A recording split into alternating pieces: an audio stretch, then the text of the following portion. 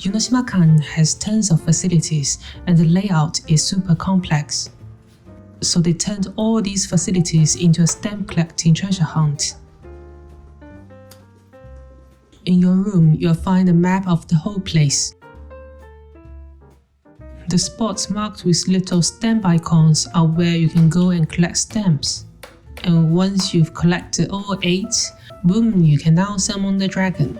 We'll follow the stamp trail and check out all the facilities inside Yunoshimakan. First stop, right by the entrance on the ground floor, there's a small shop. They sell Yunoshimakan's own specialty goods, like their original bath powder. If you want a souvenir, this is the place to grab it. Next to that is the front desk. If you want to book a private onsen or other activities, you do it here. We already walked through this big hall when we first came in, the one where you choose your yukata. And at the entrance, there's this old school antique phone, and yes, it still works. Toss in the coin if you want to give it a try. Off to the side is a little cafe where you can get free coffee. The window looks right out onto the courtyard we passed earlier. Remember that spot? Yep, we were climbing around down there. Even the furniture here looks like designer pieces. The wooden textures are so warm and cozy. Definitely recommend. Moving on to the next stamp checkpoint.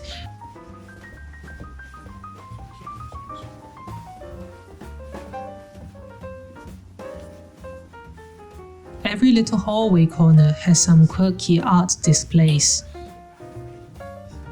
Like here, it's a monkey statue holding an ice cream cone. The second checkpoint is right in front of this umbrella. This spot is kind of a hub, basically the crossroads to all the entertainment areas. From here, you can reach the restaurants, the bar, the pool table, ball games, all of that. They even left these cute bowls just sitting outside. Honestly, I wanted to take one home. The guest rooms are super spread out, probably because they expanded the place so many times. So you walk through all these narrow corridors, and every now and then there's a tiny Japanese-style courtyard tucked inside. But the shared spaces are massive, must cost a fortune to maintain. Then suddenly this bright blue spiral staircase pops up, totally a different vibe. Head upstairs and you'll find the outdoor food bath. And nope, there are not those little fish that nibble your skin. It's just plain hot onsen water with a nice view. Honestly, with the water this hot, the fish will get cooked. That's stamp checkpoint number 3 just at the entrance.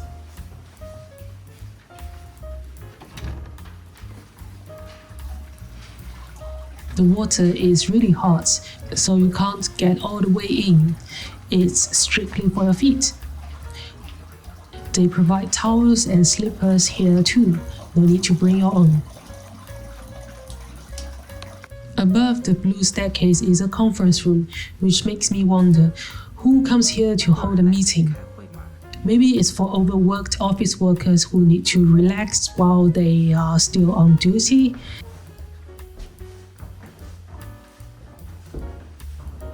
It's quite dark, but let's have a peek. Looks more like a company party venue than a meeting room. Maybe rich companies book their retreats here? If so, lucky them. Next up is the game room. No mahjong, but they do have chess, cards, and quiet board games. And then there's a restaurant called Bonfire. It's closed right now since it's daytime. I didn't get to try it after the dinner, I was way too full. But if you still have room, you can come back here for another round.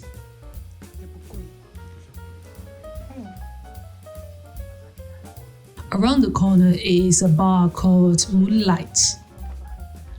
Again closed during the day, but we'll check it out later at night. Once you've got all 8 stamps, you actually get a 10% discount on drinks here. When it opens, like stepping into 1980s. Really cool atmosphere.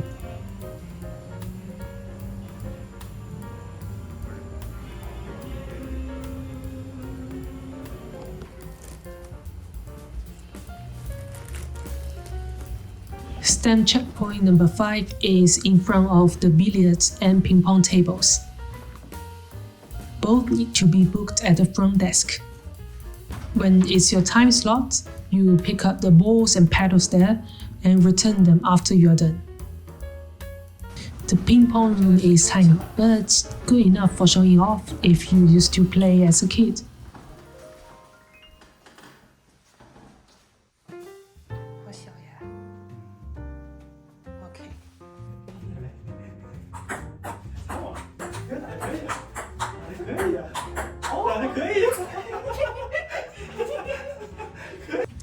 Next, we've got the family bath, 5 private rooms, each with a small hot spring inside. You can book one at the front desk, usually for about 45 minutes.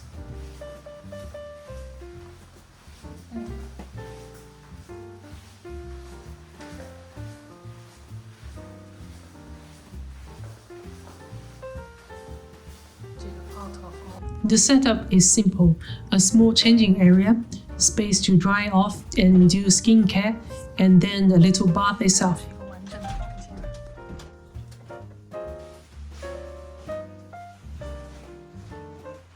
On the way to the next checkpoint, you'll notice where the old building connects with the new one. Easy to see the change in architectural style.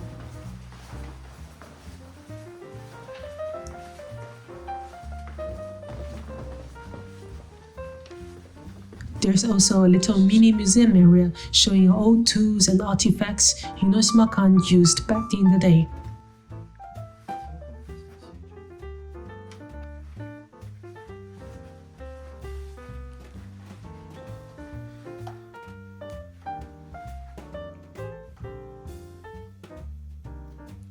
On the wall are photos of the emperor visiting, along with the bowls and plates they actually used.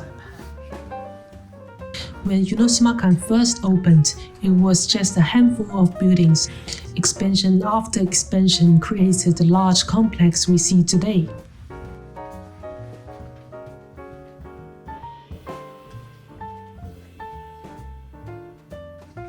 Another checkpoint is the observatory deck. Since Yunoshimakan sits quite high up in the mountain, you get a great view of the Gero Onsen town below. You can see the S-shaped river running through the center. It's a nice spot for photos.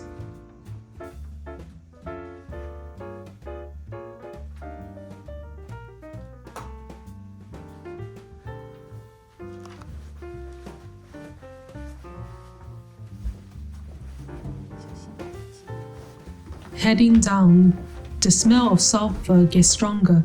That's how you know the big bathhouse is close.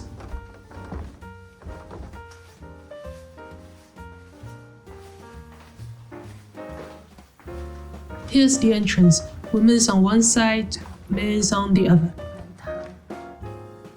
Obviously, no filming allowed inside, but I'll show some reference photos. The indoor bath has that traditional wooden vibe, and the outdoor open-air bath is stunning with the landscape. Honestly, I recommend the outdoor one over the small private baths. Like always, there's a vending machine outside selling drinks and ice cream. And just like that, we've collected all 8 stamps. The whole treasure hunt basically guides you through Yunoshimakan's most important facilities.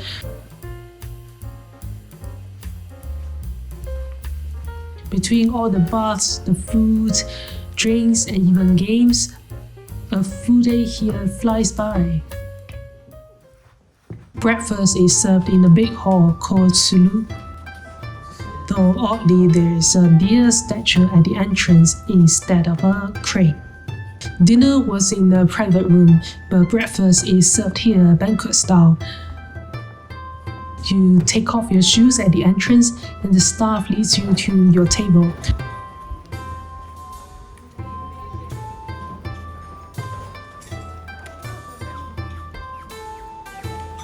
Already set up with your meal according to your plan.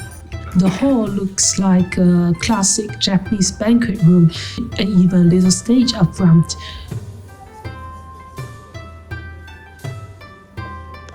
Breakfast itself is pretty standard. Some veggies, pickles, tofu, eggs, simmered meats, grilled fish, miso soup, even a small dessert.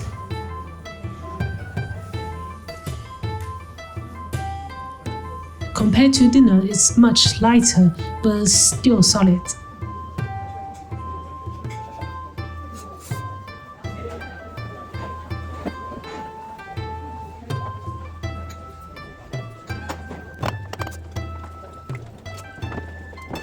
Like most traditional Japanese breakfast, it comes with rice. Perfect for me since I feel like it's not a real meal unless there's rice. So I dug in one dish at a time while waiting for the grilled fish to heat up. And with that, our Yunoshimakan experience pretty much comes to an end. Time to pack up and head down to Gero Onsen town for a stroll. So what do you guys think? Is this $270 per night stay worth it?